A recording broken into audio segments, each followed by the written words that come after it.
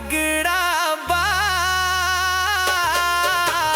आज के रात पूरा हंगामा बा। डीजे पे नाची माहौल गरमा दी। हाथ में गिलास मूडवा बना दी।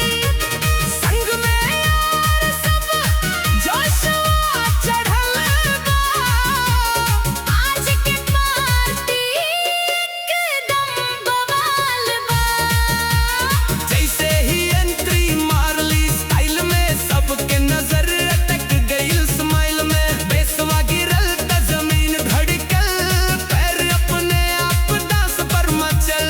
लहंगा में रानी, जैकेट में राजा, सबके अंदाज लगे ताजा ताजा। सेल्फी रील और फोटो के लाइन, आज के नाइटिया एकदम फाइन। ए डीजे भैया बीट बढ़ा दा, वॉल्यूम के नॉब थोड़ा औरी चढ़ा दा। भोर भइले तक नाच चली, आज ना केहू के रोक टोक चली।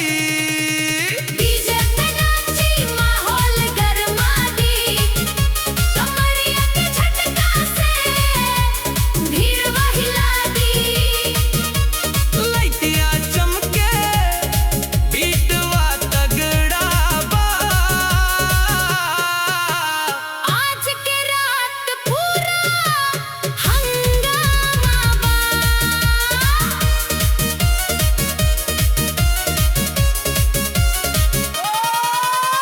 बोतल खुलल त शोर मच गइल।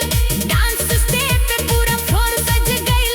लेफ्ट में दोस्त, राइट में यार, हमनी के पार्टी सबसे दमदार। ढोलक संग जब डीजे बजेला, भोजपुरी रैप सबके नचावेला।